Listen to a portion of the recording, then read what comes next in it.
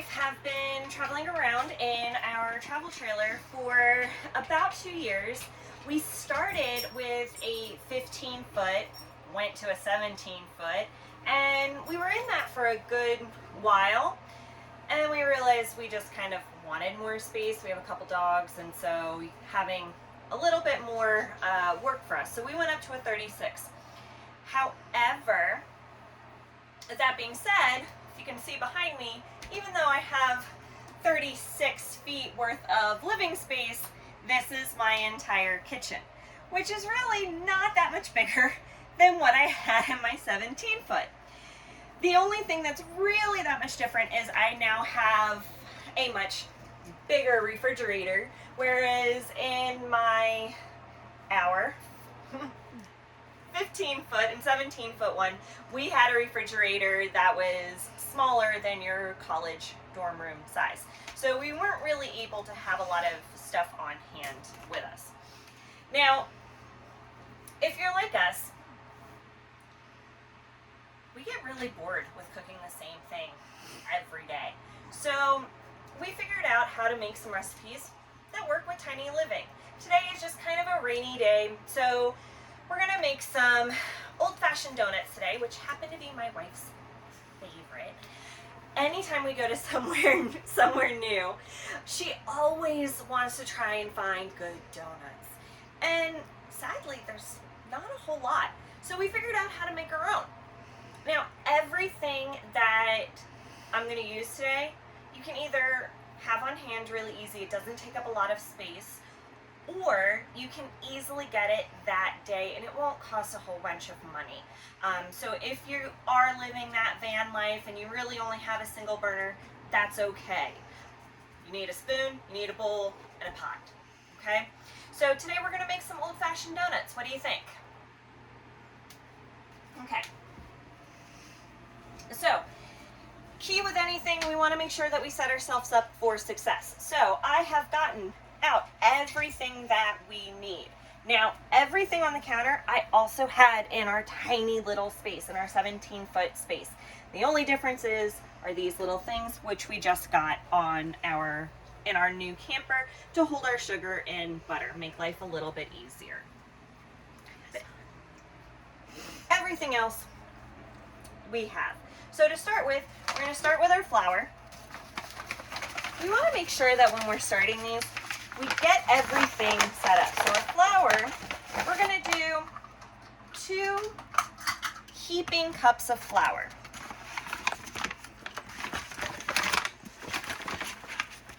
So I take my dollar store measuring cups, best things ever. There's one.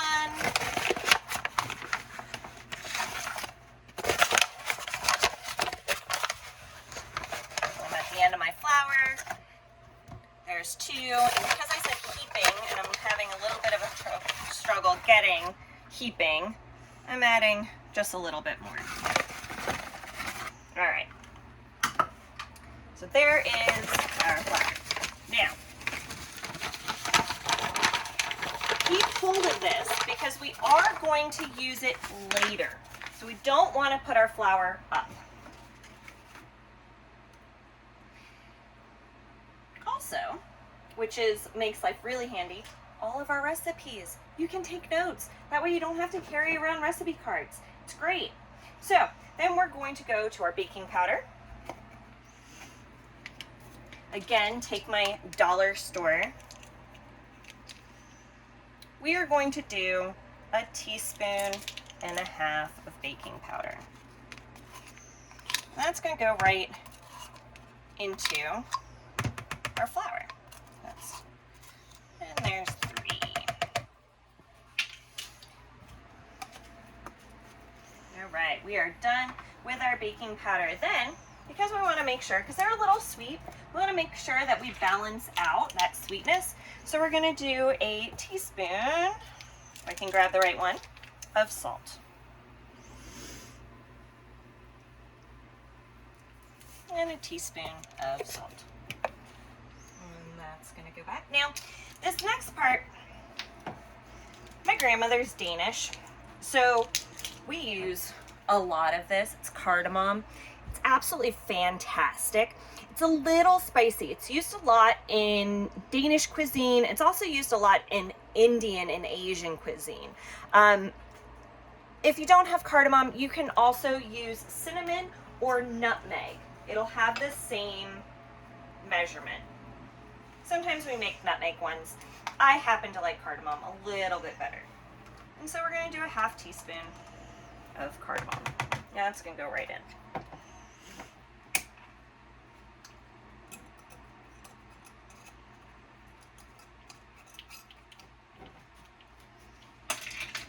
And then if you want, you can put the cardamom up. We don't need it anymore. I forgot to grab a bowl. Okay. So that's done. Has everything in there. We just want to give it a quick little whirl, mix everything up. And then we're going to set that aside. Now, in this bowl, we're going to start, actually, we're going to start with our sugar first. Now, like I said, we got these because we got in a little bit bigger space. You do not have to use something this big. You can easily have a small little container of sugar or get sugar that day. It's only a ½ cup. ½ cup is going to go into our other bowl. This is going to start our base. Start with that. And now we're going to add our butter. Can't tell. I have ADHD and things go a little backwards sometimes. We're going to use 2 tablespoons. Now, my little thing has markers. If yours doesn't, the stick of butter has 2 tablespoons. And we're going to use 2 tablespoons of cool room temperature butter. After that, the butter can go up.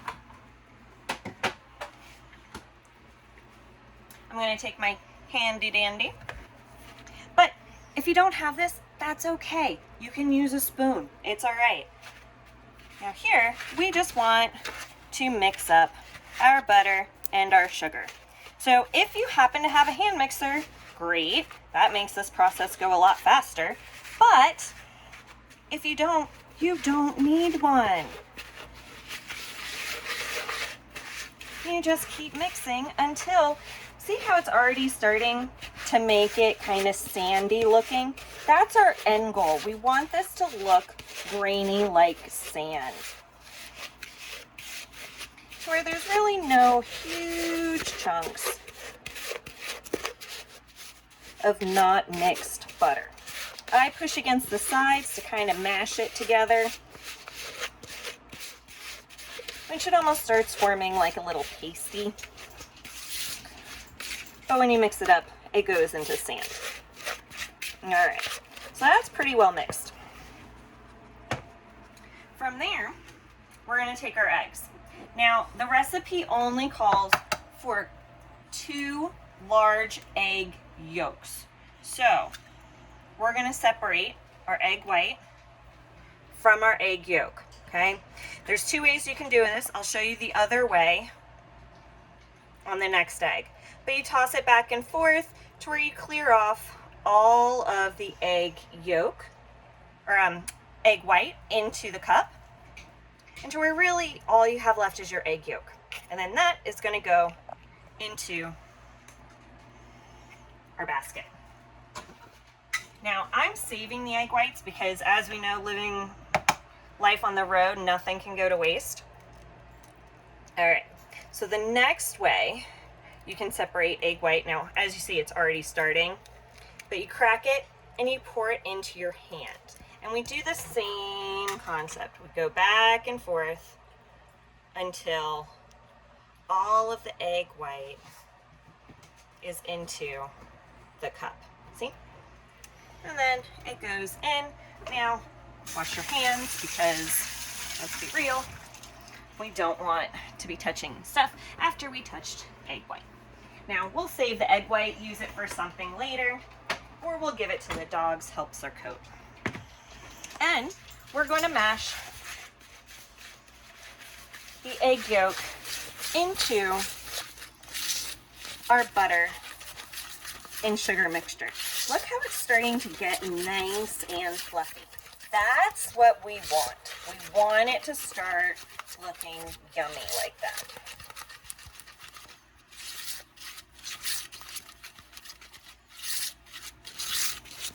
All right, once it's all looking kind of nice and fluffy and you can't see any of the bright yellow of the egg yolk,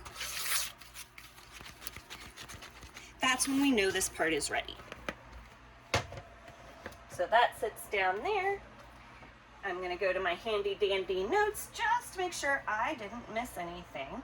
I did not. Okay, so now, anybody who's a good baker knows, well, I shouldn't even say good baker, anybody who has baked knows that baking is a lot of chemistry. Now, today we're making donuts, we're frying them, but the concept remains the same. Everything has to be done in a very certain way, otherwise it doesn't work. I'm just adapting this to tiny home living, okay? But the concept remains the same. So we are going to start with our dry ingredients going into it. And we're going to alternate with our sour cream. We're going to start mixing it up. You're going to see that it starts forming a dough. And it's going to look grainy, and you're going to sit there and wonder why it looks so dry. That's okay. As we add the sour cream, that gets a bit better.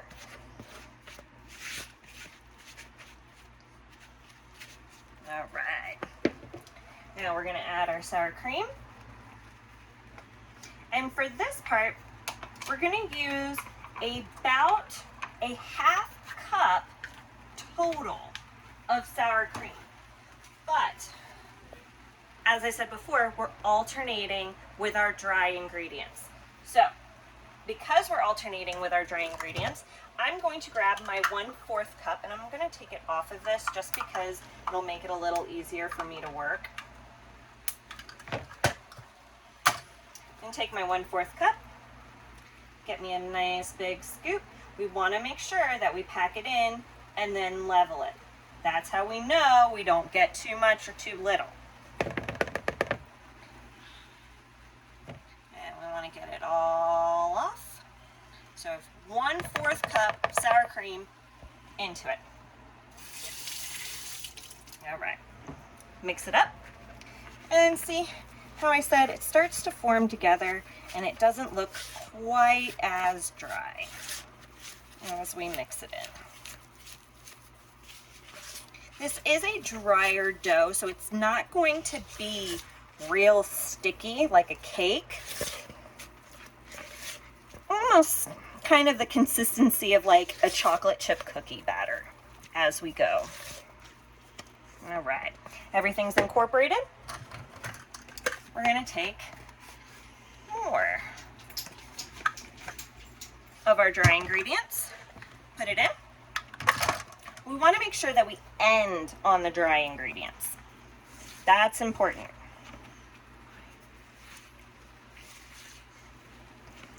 It's one of those things with baking that we always want to end on dry. Make sure that it is the right consistency and that our batter and dough isn't too wet. Now here's where muscles come in. If you have a hand mixer, that's great. Saves you a lot of strength. But if you don't, no worries. It's not that hard to mix up. We're going to go back for our second and final scoop of sour cream. Packed it in, leveled it off, and into the bowl. we go. And with this, I try to get as much off of it as I can to make sure I got that full half cup. Make sure these donuts end up nice and moist and not too dry. All right, then we are done with our sour cream. So I'm gonna put that back up. Trying to clean as I go. As most of you know, living that small, tiny cooking life, living on the road, we're normally in small spaces, no matter what size your rig is. Our kitchens are never going to be the same size as a normal kitchen. To where making sure everything goes back to where it's supposed to be is very important. Makes living a lot easier. But truthfully, if you're at home and you're watching this, all of this you can do in a standard kitchen too.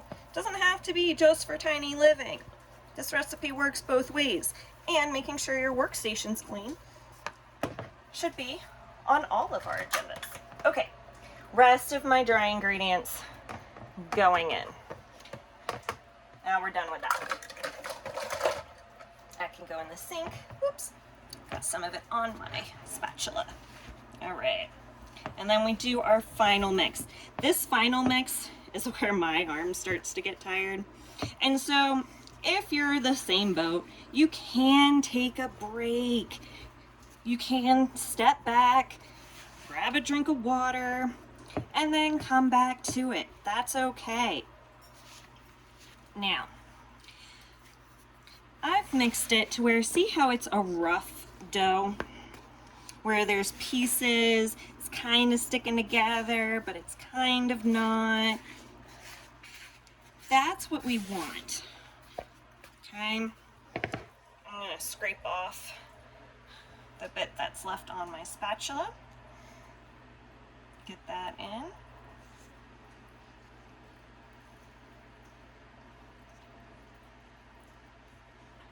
Now here's a part, our next part coming up, where you can get inventive. You can get really inventive. So if you're living in a van and you don't have a ton of counter space, that's okay. Do you have a picnic table outside? Do you have something you can set up to use as a table? Hell, you could use the ground if you want, as long as you have a cutting board, some sort of flat surface. So I'm going to use my cutting board. And like I said, everything I have used so far, except for what's holding the sugar and butter, we have had in all of our spaces. So it's nothing over crazy. Okay. Got our dough out. And here we're going to shape it into a ball. Get all of those loose pieces I was talking about into a nice ball. All right. Now that I'm going to put back into my bowl, because now I'm going to chill this for a minute. Because as you see, it's sticking to my hands. That's going to make it really hard to work with when we want to roll it out and make our donuts. Okay, so take that out. I'm just going to rinse my hands off. Okay, so while it's chilling in the fridge, remember that flour I told you don't put up yet? We want to flour our work surface. If you have a table, great, you can do that. Like I said, any form of a flat surface works just fine, okay? And we don't want to get rid of our flour just yet. Okay. I also want to flour our hands just a little bit. Now, I know, most of us are going, I live in a tiny space. I don't have a rolling pin. How am I supposed to roll these out?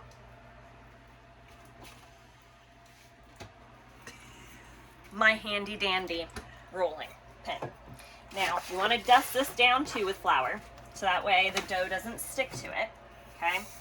You can use a wine bottle, I've used, when we haven't had this in, I've used clam juice bottle, any cylindrical bottle that is perfectly round, all going around. So you don't want to use like a champagne bottle, right, where it doesn't, you know, it's tapered. Round, circular. Now, if it can be cold, even better, because we want our dough to stay cold. So I'm going to get our dough out of the fridge, and it's going to go onto our floured surface. While it was chilling, I also got out a plate and put some paper towels down just to get ready for when we're going to fry them. All right, so we're going to roll our dough.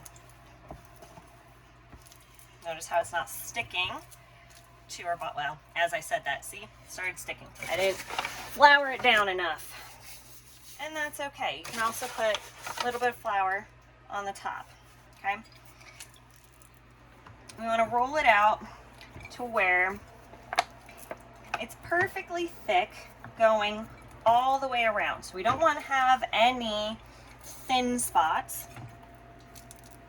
I want to make sure it rolls out and it looks pretty even.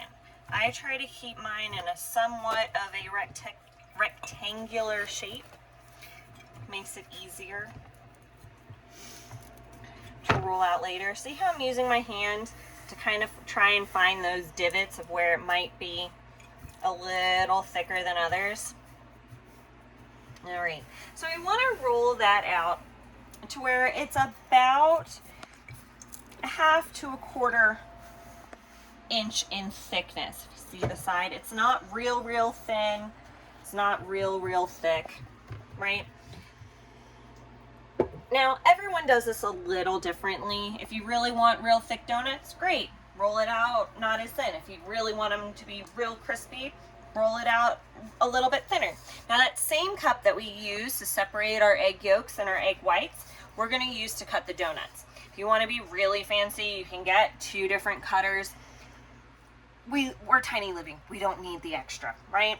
So, we're going to take it, press down, and spin. There's our first donut.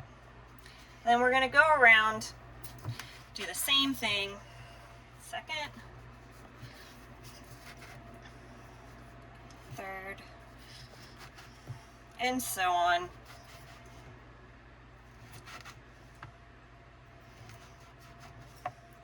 Right, so they look nice and pretty. I'll take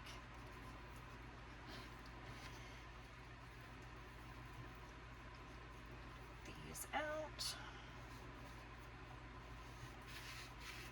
And then I'm going to smush my dough back.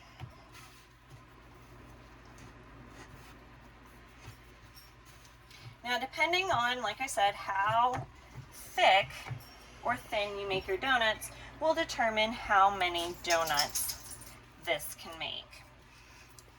I've averaged about 13 donuts. Pretty typical. And we just keep cutting them out.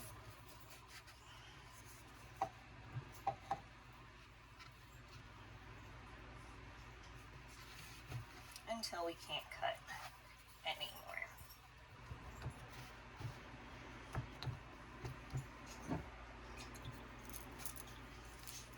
And if you need to reflour your surface or your bottle, okay, not a big deal. I think I might finagle this one instead of having to roll it again. There we go. That one looks a little funny. Hey, we're all human, right? And if you want, you can make a little one with the scrap. Okay. So now, because I don't want them to stick to each other, I'm going to lay them back out so I can grab them easier. Yeah. See? Right? I made mine a little thicker today, so I didn't quite get 13. Usually I do. That's okay. Now we're going to get to the frying part. We want to make sure we start our stove. Make sure the gas is going if you're inside. we want to put it to about medium heat. Now, this pot I cannot say enough about. At one point, this was our only cooking utensil. We didn't have anything other than to cook with in this. You can do so much with just this one pot. It can go over a fire if you need to. It's a Dutch oven. This is its lid. You can boil water. I mean, literally, we have done so much with just this one pot. I cannot recommend it enough. And it's lightweight. We're going to take our vegetable oil, canola oil, a form of light oil. Do not use extra virgin olive oil. It will not work. It needs to be something, vegetable oil, canola oil, either one work fine. And we're going to pour it in to where we have about 1.5 inches, 2 inches of oil in our pan. Everyone's is going to be different. That's why I'm not saying, okay, we're going to put 2 cups of oil in, because if your pan is larger or smaller than mine, that will change the depth. Biggest thing is we want to make sure that our donuts have enough room to be able to float a little bit. You can shallow fry them if you want. I've done that too. I prefer this method. I think they turn out a little bit better. All right, so we want to let that heat up. Now, if you want to get real technical, we want to get it to 350 degrees. I don't know who in Tiny Living has a thermometer to heat oil. I've never had one growing up, even when I had a regular kitchen. So if you're one of those gadget people, great, 350 we want the oil to. However, if you're not, how my grandma taught me, we want to wait for the oil to be hot enough that when we dump some flour in, it sizzles. So see, as I dump it in, flour doesn't sizzle. We want to wait for it to sizzle. Okay, so while it was all heating up, I cleaned up the kitchen a little bit, but let's take a look. See how the flour is sizzling? That's how we know we're just about ready. Okay, so we want to have a slotted spoon. You can use tongs if you happen to have tongs. You don't necessarily have to use a slotted spoon if all you have is a spoon or something to flip them over with. That'll be okay. I like the slotted spoon because it allows me to drain some of the oil before I put it onto the paper towels to let the oil come out. So we're going to take one. Now this is important. We want to go very slow into it, so where that way it doesn't flip. I'm going to wait a few more seconds. I'm going to turn my oil up just a little bit higher. All right. Set the other one in.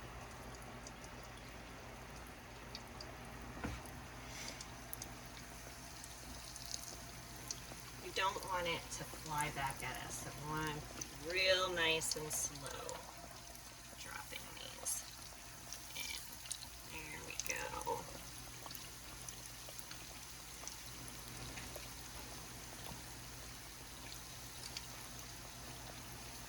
right.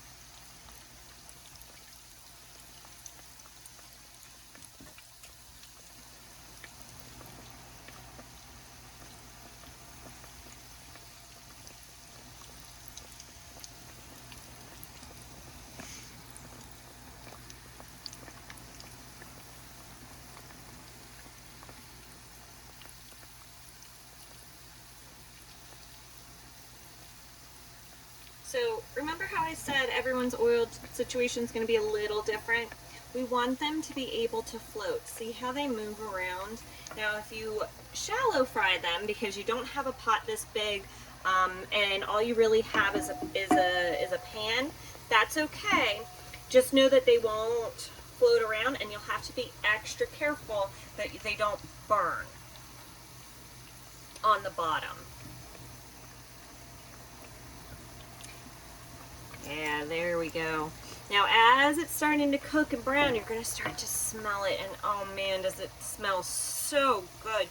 See around the edges how they're starting to get a little brown? That's so awesome. I love that color. Okay, let's take a peek at our first one that's still a little light. We want to make sure that when we flip them, they're a nice golden brown color. If they're too light, then they're not going to be cooked enough on the inside. All right, this guy looks, yeah. So we're going to lift them up and flip them over. Be careful when you flip them over that you don't splash. Okay, take your time. Nice and slow and easy. Yeah, look at that nice pretty golden brown color.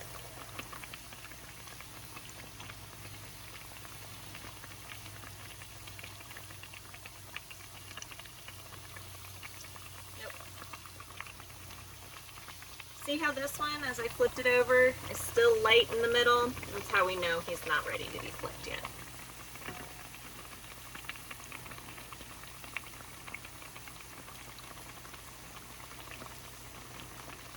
Just listen to that sizzle. Who doesn't like a good donut? I mean, really, we've been everywhere. And it is shocking to me how there's really not good donuts, depending on where you go. Most of them are covered in sugar and like a really thick glaze, or they're stale because they were made so early and then they just sat out. I'm gonna flip this guy. It's okay if there's a small little bit right in the center. That is okay, but we just didn't want that huge area like we had before. Let's check these. Yeah, they're getting there. See that nice brown color? That's what we want to see.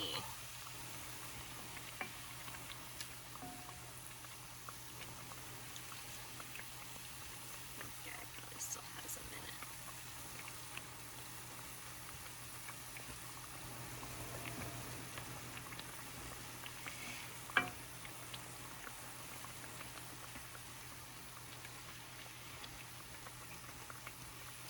We want them to be nice and crispy. Yep.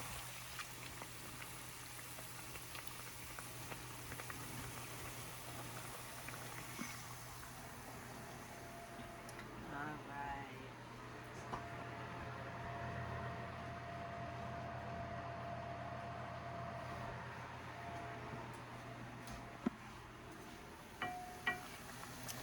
Okay. So, they're all looking a beautiful brown color. I'm going to grab my plate with a paper towel. And I'm just going to hold it to the side. Remember that slotted spoon? I'm trying to get off as much oil as I can before I set it down. Pick them up, drain some of that oil, because nothing's worse than a greasy donut.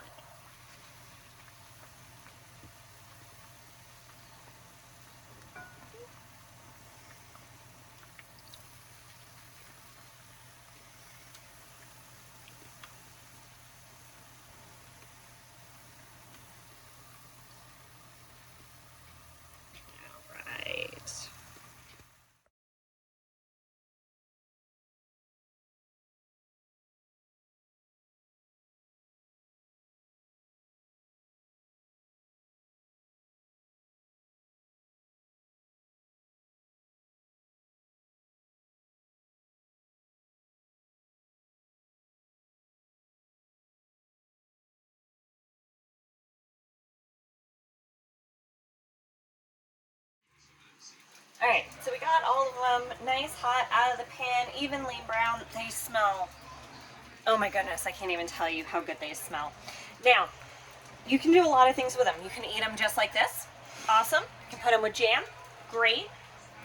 Roll them in cinnamon sugar. Awesome. We happen to bring, shows how much we like confectioner I sugar. grew up with it. My wife grew up with confectioner sugar and having a shaker around, so even in our tiny little camper, we found a spot for this. If you don't have it, okay, don't. But it makes them look really pretty.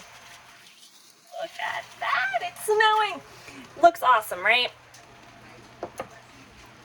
Guys, enjoy. On a rainy day, however your life is going, make yourself some old-fashioned donuts.